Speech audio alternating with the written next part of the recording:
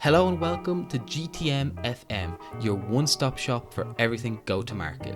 Each episode, we speak to a go-to-market expert and reveal their knowledge, their insights, and their wisdom on a specific area of go-to-market. From product marketing, product launches, competitive intelligence, and overall go-to-market strategy, we cover everything you need to know about go-to-market. So sit back, relax, and enjoy the insights. Nicole, thank you so much for coming onto the show. Really appreciate it. Thanks so much for having me. I'm really excited to be here. So before we sort of kick off and dive into the episode, could you introduce yourself to our listeners, provide a bit of background maybe on your GTM experience and how you've reached this point in your career?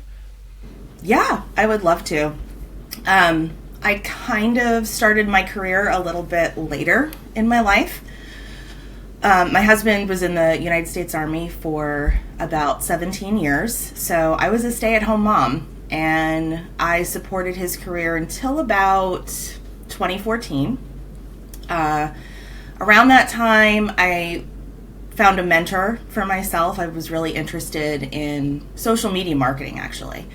And my mentor, who's now my best friend, shout out to Kate Buck Jr., she helped me kind of kickstart my career and got me some training and insight into social media marketing. And then from there, I got recruited by another marketing agency that services small, medium-sized businesses. And I did that for a few months and then was very quickly moved to a digital training position. And I specialized in developing enablement and training materials for internal teams, offshore partners, onboarding, and things like that.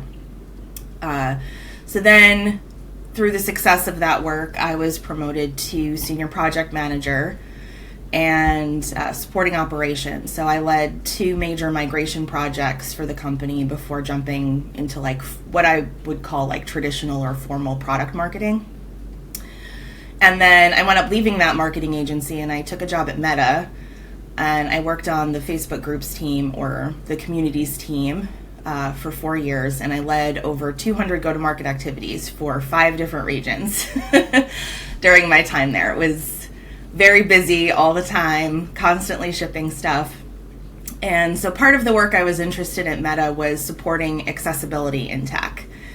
And I led a project at Meta with a budget of around $2 million in partnership with Meta's Chief Diversity Officer, Maxine Williams. And we created an awareness program to show or highlight the inclusivity at Meta and show real employees who were very open about sharing their disability status. So I served also on a volunteer team that Meta has that reviews all marketing materials for accurate representation of people with disabilities.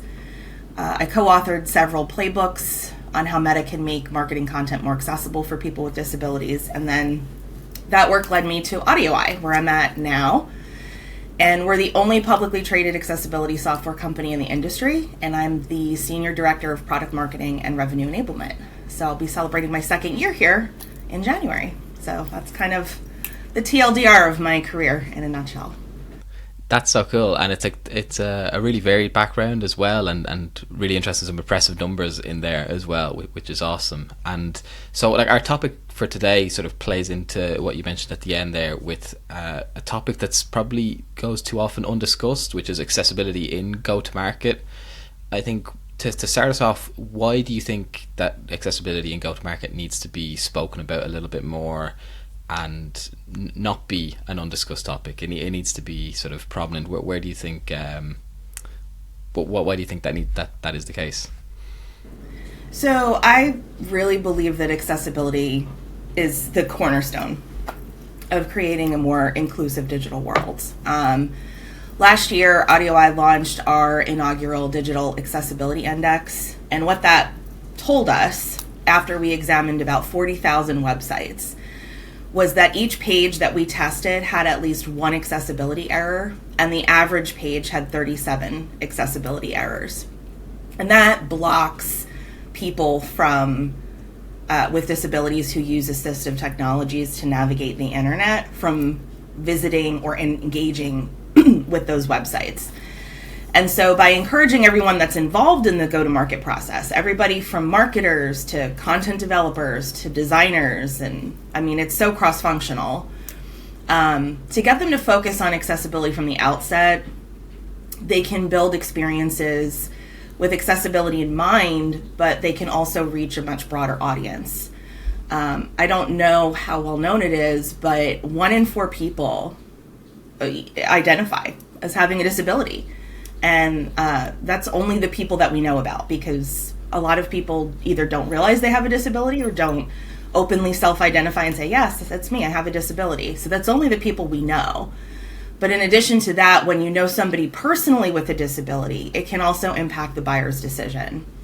As an example, both of my adult children, they're in their 20s now, they are living with traumatic brain injuries. And so I won't frequent certain brands that aren't accessible to my kids. So it heavily influences my decision when you're even kind of removed, but still part of the disability community. So in leading as many go-to-markets as I have in my career, it just baffles me that so many go-to-market activities like blog posts, social content, videos, they're just not accessible. As marketers, I think we need more education and to do a better job of being more inclusive to what I believe is a completely missed market of people. People with disabilities have the money to spend on products and services, but we just leave them out. And so I really want to help create more awareness around this and change this perception with other marketers.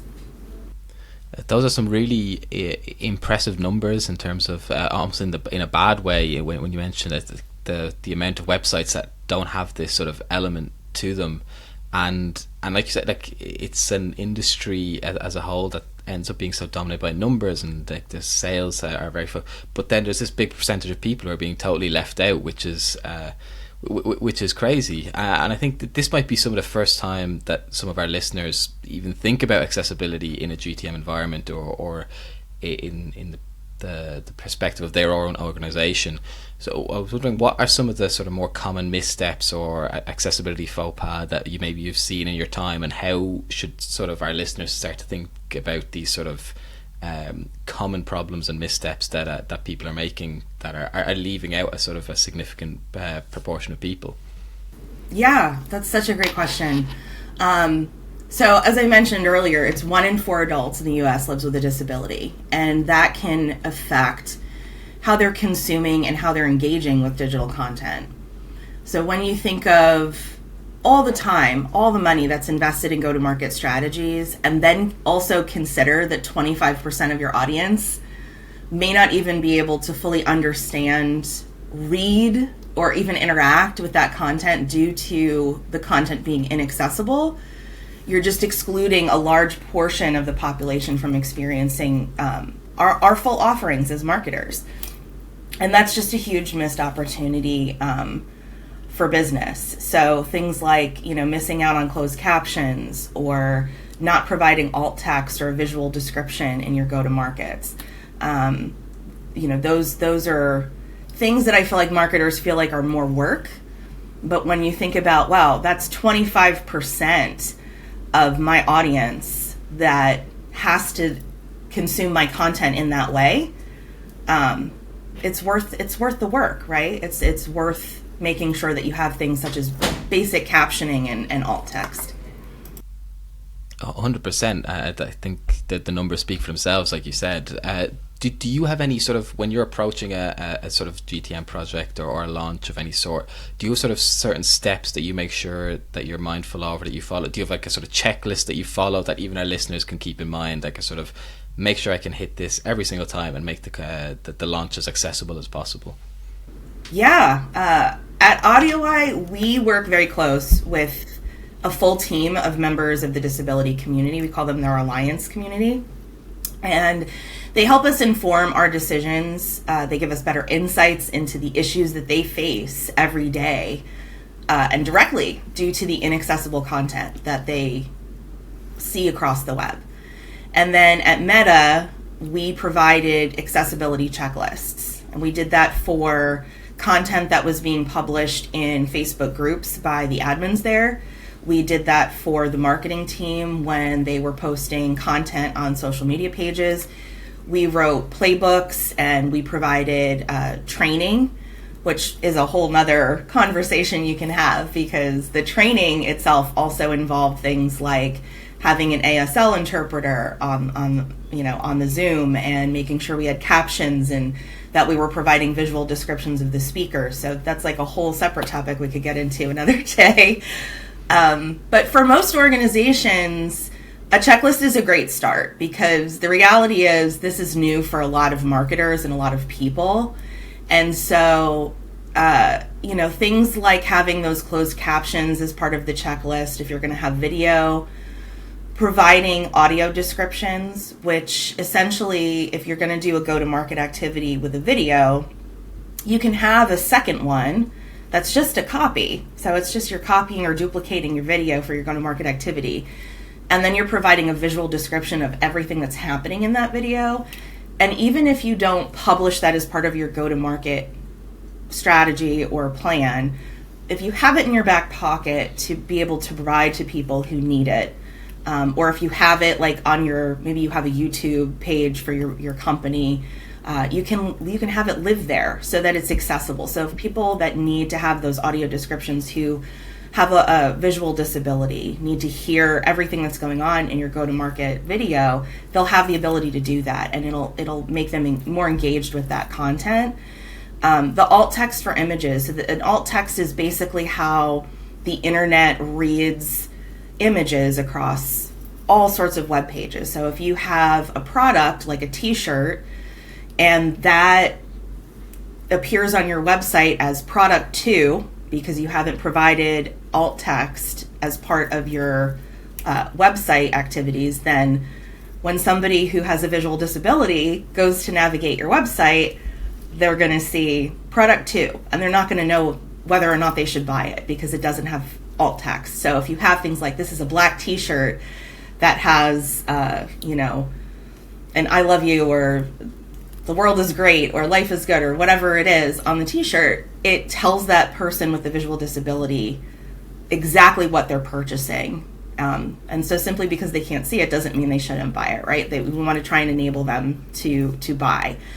And then another great tip I would say is you could check out our social content for AudioEye. We have that on LinkedIn. You could use that as like a model. Everything that we post, we provide alt text both as part of our go-to-market, where on LinkedIn and Facebook and those different social platforms, it'll provide you an option to add alt text behind the image. But we take it a step farther, because people with visual disabilities, they'll use something called a screen reader, which is an assistive technology. And some screen readers will be able to pick up the behind the scenes alt text that you put as part of LinkedIn or Facebook. But others can't do that. And we don't know where those people are, whether or not they're engaging with our content. So what we do is we also include it as part of the content block itself. So when we have our message, you'll see underneath it, it'll say visual description or alternative text for the image. And this is one of those instances we want you to copy. We want you to copy and copy others to model that behavior for your own go-to-market. Another thing I really recommend, leveraging testers that are in the disability community. Just because they have a disability doesn't mean they don't provide consulting or they're not going to provide their expertise. People with disabilities are just like the rest of us. They're very smart. They have jobs. They have money to spend. And if you've met somebody with a disability, you've only met one person with a disability. So my kids is a great example. They both have traumatic brain injuries, but they're very different in how they engage with content. My son uses assistive technology. My daughter does not. But I would really want to capture both of their perspectives to review go-to-market activities before I'm going to publish them, because their perspectives may be slightly different. And so it's important to get that as much different perspectives from people with different disabilities as possible from this community, however you can.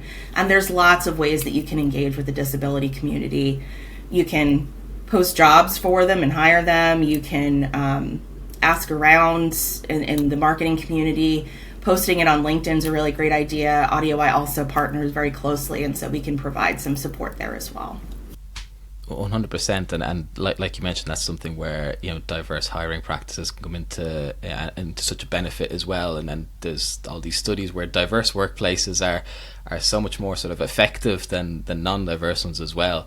I feel like we've been talking sometimes about the challenges and these things. Do you have any sort of accessibility wins or times that accessible thinking sort of had a significant impact or sort of really paid off on a sort of a positive spin where maybe listeners can take away the real power that you can sort of have in thinking about accessibility in your GTM? So for me, I feel like digital accessibility, especially with marketers, is often addressed as an afterthought. And at AudioEye, we've worked really hard to develop tools and solutions and training that truly empower individuals and other organizations to be more proactive in their views of accessibility and prioritize inclusive experiences from the start. So for me, the wins always come when I know that more people are thinking about this first rather than later. So if I see social content from a brand and I see that they're using alt text, or I see that they have visual descriptions, or they have a video that has visual descriptions, or even just closed captions, at least they're starting. And I definitely geek out a bit if they take it to that extra mile. And that's probably the most exciting thing. It's almost like, let's set a fire and go out there as marketers and make sure accessibility is part of what we do every day, and see how much that fire can spread. And as I see it spreading, it just brings me so much joy.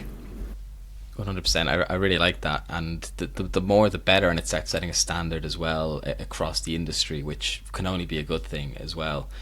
From the perspective of a listener who's maybe thinking, yes, this is something that I'm going to start implementing, I hadn't thought of it before. Have you ever sort of faced challenges maybe getting other stakeholders to think in that manner? And how would a listener sort of overcome that? Or is there sort of common stakeholder challenges maybe in actually getting people on board? Is that something that you face in your career, and how can our sort of listeners think about those obstacles where they're on board but maybe they're sort of struggling to get other people on board as well? Yeah, no, I've definitely seen a lot of that in my career, and especially being a caregiver to my kids for the last 20 so years. But also working at AudioEye, we've brought together people from many different backgrounds, like you mentioned, diverse hiring, and just having different people with different experiences who are truly committed to building accessible experiences and advancing the mission of a more inclusive web. 3% of the internet as a whole is what's accessible for people with disabilities today. 3%. And I think we all understand some of the early steps to get there. We utilize technology. We involve members of the disability community. We equip teams with accessibility tools. It's starting with that shared mindset that really drives us to do the good work that we're doing. The pushback I've had at other companies, or that I've seen through my work over the last 18 years, is usually that accessibility, it's more work, alt text takes forever. The reality is, writing content for social posts as part of go-to-market didn't used to be a thing, and now it is. So that's technically, there was a point in time where that was more work. And it's really not. Once you get really good at writing alt text and it's part of your best practices, it becomes just part of your work, and you get speed with it, and then you just do it. So it's not more work. It's the same amount of work. For developers, creating an accessible website, this can feel very burdensome, and it can feel like a lot of work. But for a revenue team, we should always strive to include those 1 in 4. Those 1 in 4 people, that 25% of your market, deserve the same equity to make a purchase of your product or service as anyone else. And at the end of the day, you're leaving money on the table by simply leaving them out, by excluding them. So if you could position that with your leadership team as we are leaving money on the table, typically that's how you're going to get something to resonate with C-suite level or senior leaders at your company, is they need to hear, it needs to be painful in their pockets.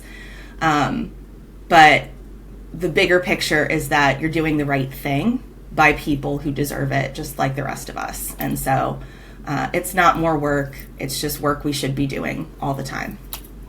I really like that. It's a really good way to put it as well. I'm thinking sort of as a whole, as like a sort of big picture, if listeners could sort of take one thing away from the conversation, what should it be in your end? Because like we mentioned at the start, sometimes this could be like the first time anyone's even thinking about accessibility in this context or at all even. So if they could take sort of one golden nugget of information away, what should that be in your opinion, that they can sort of put in their head and keep it in mind once they sort of wrap up listening? Yeah, I love that question. I would say that leaders in go-to-market, I think naturally we love learning, but we should always be open to it. I feel like the day that I'm blocking myself from learning something new, I should get out of the business entirely, because everything's changing in go-to-market constantly, and it will forever. So I always encourage anyone in our field to listen and learn about accessibility. People with disabilities, look at courses. There's lots of free resources out there. And we even recently launched at AudioEye a free course on digital accessibility through our Audio IQ program. And you can access that from our website, audioeye.com. But what's more important than anything is to listen to the disability community. They are looking at your content. They are trying to engage with it. And even though you may not see a comment from them, it doesn't mean they're not paying attention. They are. And trust me when I say they're going to jump right to your more accessible competitor without thinking twice. And not only that, they're going to tell their family, their friends, their caregivers, their very large support team who is cheering them on from the sidelines about the more accessible competitor. And they have no loyalty to inaccessible companies or brands, and they shouldn't. And at the end of the day, just don't be afraid. Don't be afraid to try something new. I think there's a lot of fear and stigma attached to, I'm really afraid to get accessibility wrong. And it's going to happen. You know, even us, we mess up sometimes. And we constantly are looking to our disability community to make sure that we are correcting ourselves and doing the right thing. So just start with something small. Start with the alt text. Start with captions. I assure you, I guarantee, once you start making that part of your regular go-to-market process, it's just going to be as seamless as any other function of the go-to-market activities that you're already doing. I love that so much. I think we are just about up to time, so I just want to say thank you so much for coming on and talking about such an important topic. I've learned a lot myself, and I'm 100% sure our listeners will have as well. So just thank you, Nicole, for coming on and taking the time out of your day. Yeah, thank you again for having me. This was such a joy. Thanks for tuning in to GTM-FM. Don't forget to subscribe on your podcast platform of choice and to tune in next time for even more go-to-market insights. See you next time.